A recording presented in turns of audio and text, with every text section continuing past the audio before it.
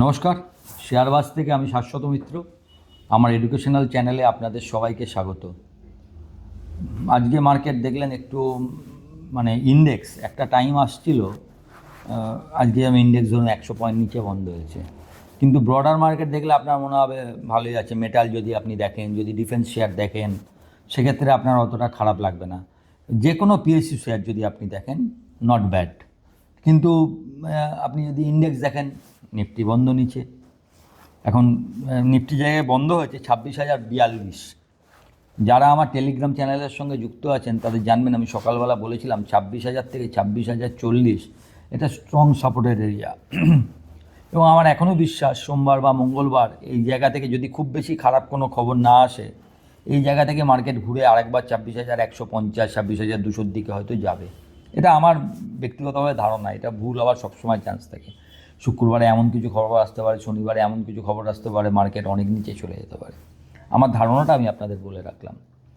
এখন মার্কেট নিয়ে প্রতিদিন আমি অজস্র আপনাদের মেসেজ পাই। আমাকে যেহেতু আমার হোয়াটসঅ্যাপ নাম্বার আপনাদেরকে দেয়া আছে, তো অনেকেই হোয়াটসঅ্যাপ করেন। যারা জানেন না, অনেকে জানতে চেয়েছেন, যারা এখন ভিডিও দেখছেন নতুন হয়তো জয়েন হয়েছেন, আমার হোয়াটসঅ্যাপ নাম্বার হলো 9330159841। যদি আপনাদের অনেকে কবে ক্লাস করাবেন বা কবে সেমিনার হবে এই নিয়ে প্রশ্ন করছেন, এখনও কোনো কিছু ঠিক করিনি, তবু যদি কিছু জানার থাকে, ডেট থাকে, একবার হোয়াটসঅ্যাপে একটা মেসেজ করে রাখবেন। হয়তো উত্তর পেতে একটু দেরি হয়, কারণ প্রচুর মেসেজ জমে গেলে দেখতে হয়, আর সারাদিনই এই ব্যস্ততার পর একটু সময় লেগে যায়। যাই হোক, কিন্তু আমি উত্তর দিয়ে দেবো। এখন মার্কেট নিয়ে অনেকে অনেক রকম আমাকে মেসেজ করেন। একজন মেসেজ করেছেন যে আপনি তো সবসময় মার্কেটের পজিটিভ, যে ডাটা পজিটিভ আছে বলেন, দেখান মার্কেট নিয়ে, আপনি খুব অপটিমিস্টিক। দেখুন, অপটিমিস্টিক আমি বাই নেচার আমি অপটিমিস্টিক, কিন্তু ডাটা নিয়ে তো আমি মিথ্যে কথা বলতে পারবো না। ডাটা তো আপনার সঙ্গে আছে, আপনি গুগল করলে ডাটা পাবেন। অনেকে বলছিলেন, আমাকে একজন মেসেজ করেছেন যে আমাদের আগের যে টাইমটা, যেটা আমাদের প্রথম যে বুল রানটা হয়েছিল 2004 থেকে 2007, সেই সময় ইকোনমিক অবস্থা ভালো ছিল, প্রথম ডবল ডিজিট জিডিপি গ্রোথ এসেছিল, কিন্তু ভ্যালুয়েশন কি ঠিক ছিল। আমি আপনাদের জাস্ট দেখবেন, ডাটা স্পিক এভরিথিং। ডাটা নিয়ে কিছু আপনি বলতে চান না। 2009, 11, 13 আর আপনি এই 2021, 23, 25 বলছেন তো, দুটোই সমান। অনেকে বলছেন যে তাহলে আপনি এটাকে এত পজিটিভলি বলছেন, তখন এত খারাপ, তখনও তো টাকা 62-63 ছিল, সেইটাতে খারাপ মনে হচ্ছিল, এখন 90-91 কেন আপনার ভালো মনে হচ্ছে, বা বলছেন যে না এটা অন্য কারণে। দুটো জিনিস, আপনারা ডাটা দেখেন, কিন্তু যারা আমাকে বলেছেন আর কি, সবাই নয়, অনেকেই এখন ডাটা দেখেন। ডাটা ইজ রেডিলি অ্যাভেলেবেল, এর জন্য আপনাকে পেমেন্ট করতে হচ্ছে না। আমরা এক সময় ডাটাকে পেতে গেলে আমাদের অনেক কসরত করতে হতো। যাই হোক, আপনাদের বলে দিই, যখন 62-63 টাকা ছিল 2011 বা 13 সালে, তখন এক বছরে রুপি ডেপ্রিসিয়েশন কত পার্সেন্ট হয়েছিল কারোর মনে আছে? 2011 সালে হয়েছিল 25%, 2013 সালে মনে হয় 26%। আর আপনি যদি এইগুলো দেখেন, এই বছর যে রুপি ডেপ্রিসিয়েশন হয়েছে সেটা পার্সেন্টেজ কত? 8%। 5-8% রুপি ডেপ্রিসিয়েশন প্রতি বছর দেখবেন চলতে আসছে। হ্যাঁ, এটা হতে পারে আপনি এটা কেন আটকায়নি কেন, তার অনেক কারণ আছে। আমি অর্থনীতি যারা বলে সেটা আরও ভালো ব্যাখ্যা করতে পারবে। আমি যদি ব্যাখ্যা করি, আপনি বলবেন যে না, এটাকে আপনি এই সব ডাটা ভুল থাকলে আমার কিছু জানার নেই। কিন্তু ডাটা যদি ঠিক থাকে, 2011 বা 13 রুপি ডেপ্রিসিয়েশন 25 বা 26% ছিল, যেই জন্য বলেছিলাম যে ওই ডেপ্রিসিয়েশনটা ঠিক নয়, ওটা হঠাৎ করে ডেপ্রিসিয়েশন। এবার এবার অন্যগুলো আসুন, কেন দুটো বুল রানকে আমি এক বলছি না।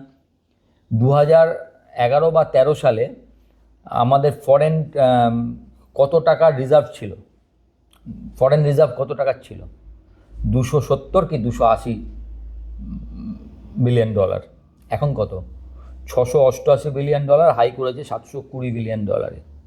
তাহলে প্রায় ডবলের কি, আড়াই গুণ। 280 থেকে 700 মানে আড়াই গুণ আমাদের রিজার্ভ। এবার বলুন যে ইম্পোর্ট কভার কত মাসের ছিল? 2011 সালে ছিল সম্ভবত 7 মাস, আর 2011 সালে মনে হয় 8 মাস। আপনারা দেখে নেবেন, এগুলো সব আছে, ইম্পোর্ট কভার বলে দেখবেন, এগুলো সব পাবেন। 2013 সালে হচ্ছে 7 মাস, এখন সেটা ইম্পোর্ট কভার আছে 11 মাসের। ইনফ্লেশন কত ছিল? 2011-13 বিখ্যাত হচ্ছে ডবল ডিজিট ইনফ্লেশনের জন্য, প্রায় ডবল ডিজিটের কাছে, 7%, 8%, 10%, এখন 1%। এবার আপনি বলবেন এই ডাটা ভুল, ইনফ্লেশন অনেক বেশি আছে। সেটা আপনি যারা ডাটা দিচ্ছে তাদের সঙ্গে ঝগড়া করুন, আমি যেটা পাবো সেটা তো আপনাকে বলবো, আমি যেটা দেখতে পাচ্ছি। আপনি বলছেন আর ডাটা যে ভুল বলছেন কিসের ভিত্তিতে? বেসের ওপর ইনফ্লেশন হয়। আমি 2020 সালে কত টাকায় কি কিনেছি আর 25 সালে এত দাম মানে ইনফ্লেশন বেশি, তা হয় না। 2020 সালে যেরকম আপনি ওই টাকা থেকে এই টাকা এখন কিনছেন, 2020 সালে যে টাকাটা একজন পেত 2025 সালে কি একই টাকা পাচ্ছে? সেটাও তো দেখতে হবে। প্লাস হচ্ছে এটা বেস ইয়ার হয়, বেস ইয়ারের ভিত্তিতে পরের বছর ইনফ্লেশনটা বাড়ে বা কমে। সুতরাং এইগুলো একটু নিজেরা মিলিয়ে নেবেন। এই কারণে বললাম যে যেহেতু আমাকে আপনারা এই কোশ্চেনগুলো করেছেন, আমি আপনাদের ক্লিয়ার করলাম। এবার মার্কেট নিয়ে আমি কি ভাবছি, দেখুন আমি আগেই বলেছি মেটালে একটা অস্বাভাবিক র্যালি চলছে, এটা অবিশ্বাস্য র্যালি। মেটাল র্যালি আমি এরকম দেখেছি, কিন্তু এতটা দারুণ মেটাল র্যালি খুব কম লোকই দেখেছে। এক বছরে 145% সিলভার বাড়ছে, অবিশ্বাস্য। 2,32,000 বা 33,000 টাকা আজকে হাই করেছে। এটা মনে হয় 90,000 টাকা ছিল হচ্ছে জানুয়ারির 1 তারিখে, সম্ভবত 90,000 বা 1 লাখের মধ্যে ছিল, সেটা 2,32,000 টাকা সিলভার। গোল্ড 1,39,000 টাকা মনে হয় হাই করলো আজকে, আনবিলিভেবল রান। কপার হাইয়ের পর হাই। সবচেয়ে বড় কথা জানেন, আজকে একটা জিনিস দেখলাম, এই বছরে খালি বছরে গোল্ড 52 বার নতুন হাই করেছে, 52 টাইমস। মানে হাই করছে, আবার ভাঙছে, আবার নতুন হয়, আবার ভাঙছে, আবার নতুন হয়, 52 টাইমস নিউ হাই। একটা বছরে টোটাল ট্রেডিং ডে থাকে মনে হয় 220 দিন, 225 দিনের মতো, তার মধ্যে 52 দিন নতুন হাই করা মানে সেটা কত বড় বুল রান, বুঝতে পারছেন?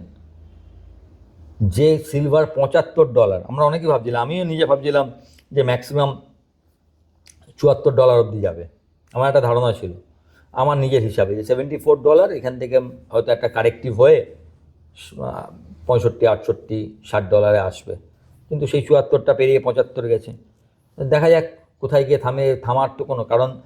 চায়নার বাজারে একটা দেখবেন সিলভার ট্রেডিং হয়, সেটা হচ্ছে এমনি চায়নার মানে স্পটে সিলভার চলছে $80, মানে স্পট আর আপনার পেপার ট্রেডিংয়ের মধ্যে $6 থেকে $8 ডিফারেন্স আছে। এই এত বড় হেজ আমি কোনো দিন দেখিনি। ইটস এ হিউজ হেজ, বিশাল বড় হেজ। তা এই হেজগুলোর কথা আপনাকে মাথায় রাখতে হবে। এটা একটা যখন কোনো জিনিস এমন বাড়ে যেটা আপনি আগে কোনো প্রিসিশন নেই, সেই জিনিসটাকে আপনি কিভাবে ট্রেড করবেন? একটাই ট্রেড করার জায়গা, আপনাকে ধরে রাখতে হবে।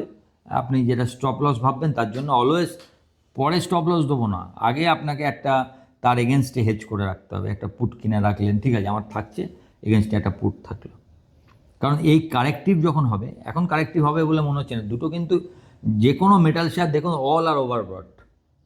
আবার একটাই কথা আগের দিনও বলেছি, আবার বলছি, নিফটি বলুন, মেটাল শেয়ার বলুন, ইন্ডিভিজুয়াল স্টক বলুন, তারা ওভারবট একদিন নয় বহুদিন থাকতে পারে। 100 RSI নিয়ে আমরা অনেক সময় শেয়ারকে বহুদিন থাকতে দেখি। সুতরাং এটা যে এখানেই শেষ হয়ে যাবে এরকম কিছু বলার নেই, কিন্তু কতদিন চলবে সেটা আমরা কেউ জানি না। কতদিন এটা চলতে থাকবে, যতদিন চলছে আপনাকে ওই স্টপ লসই একমাত্র হাই, এভার হাই ট্রেল মানে তাড়া করার একটা মাত্র উপায় আমার জানা আছে, you should know your stop loss. আমি এর নিচে থাকলে কেটে দেবো, যতদিন চলছে চলুক, এছাড়া আর কোনো উপায় নেই। এইভাবেই আপনাকে তাড়া করতে হয়। তাহলে মেটাল, আরেকটা ভালো হয়েছে ডিফেন্স এবং রেলওয়ে, যে কোনো পিএসইউ, আজকে পুরো পিএসইউ দিন ছিল বলতে পারেন। আগের দিন বলেছিলাম যে আরবিআই 2 লাখ কোটি টাকার ওএমও দেবে, কালকে একটা খবর বেরিয়েছে, কতটা সত্যি মিথ্যা আমি জানি না, দরকার পড়লে আরও 1 লাখ কোটি টাকার ওএমও দেবে। মানে আমি ধরুন 30 বছর ধরে আরবিআই গভর্নরদের বিভিন্ন প্রেস কনফারেন্স শুনে আসি, এত প্রোঅ্যাক্টিভ, এত অসাধারণ গভর্নর আমি তো আজ পর্যন্ত দেখিনি। মানে ইজ দ্য বেস্ট ওয়ান প্রোঅ্যাক্টিভনেসের দিক দিয়ে, যে আগে থেকে সব ভাবছেন আরও 1 লাখ কোটি টাকা দিতে পারেন। কতদূর সত্যি আমি জানি না, সত্যি যদি খবরটা হয় যে হি ইজ প্রিপেয়ার্ড ফর যে কোনো এনি ডাউনফল, তার মানে দুটো ব্যাপার আপনাকে আগের দিনও বলেছি, আজকে আরেকবার মনে করিয়ে দিচ্ছি। এক, যে এমনি যে আমাদের লিকুইডিটির সমস্যা আছে সেটার জন্য উনি প্রিপেয়ার হচ্ছেন। দ্বিতীয়, কোনো বড় সমস্যা হয়তো লিকুইডিটি নিয়ে আসতেই চলেছে, যেটা উনি আগে থেকে তার জন্য মার্কেটকে প্রিপেয়ার করছেন। কোনটা, আমি সেকেন্ডটা ভাবছি না সেটা হবে বলে। যদি হয় তার জন্য আপনাকে এটা মাথায় রাখতে হবে যে উনি হয়তো ভাবছেন যে এরকম কিছু এলেও আসতে পারে। এবার মার্কেটের দিক থেকে রেলওয়ে, আপনাদের দুদিন আগে যারা আমার টেলিগ্রাম চ্যানেল ফলো করেন তাদের ঠিক 3 দিন আগে দেখবেন বলা হয়েছিল যে রেলওয়ে স্টকগুলোর দিকে এবং ডিফেন্স শেয়ারের দিকে একটু লক্ষ্য রাখবেন, রেলওয়ে স্টকগুলো ভালো হতে পারে। এখন নতুন যা সেবি সার্কুলার, আমাকে অনেকে বলছেন আপনি স্টক বলা যাবে না, স্টক নিয়ে কোনো আলোচনাই করা যাবে না। আপনি বড়জোর সেক্টরটা ভালো হতে পারে, সেক্টরটা কী আছে এইটুকু বলতে পারেন। ইন্ডিভিজুয়াল স্টক নিয়ে বলা খুব মুশকিল এখন। যে ধরনের রেস্ট্রিকশান দিয়েছে তাতে ইন্ডিভিজুয়াল স্টক নিয়ে আলোচনা করা সম্ভব নয়। যদি আপনি রেস্ট্রিকশান মেনে চলেন, আর we are abide by the law, আমরা ল অ্যাবাইডিং পিপল, যা ল হবে সেই অনুযায়ী চলব। আমার তবে একটা কথা আছে না, মনে রাখবেন আপনাদেরও একটু ওই জায়গাটা হতে হবে যে ইশারাই যেন কাফি হয়। আপনাকে এখন আর মেখে খাওয়ানো যাবে না, বলতে হবে এইটা দিয়ে এটা তরকারিটা মাখতে পারেন, সেইটুকু বুঝে নেওয়ার ক্ষমতা আপনাকে রাখতে হবে। এবার যেটা মনে হচ্ছে, আপনি এর পর থেকে এই যে মোটামুটি একটা ছোট কারেকশান ব্যাংক স্টকে দেখলেন না, এবার ব্যাংকিংয়ের দিকে একটু নজর রাখবেন। এনবিএফসি কিন্তু অলরেডি এই ওএমআরতে দেখবেন আগের 2 দিনই এনবিএফসি বেড়েছে।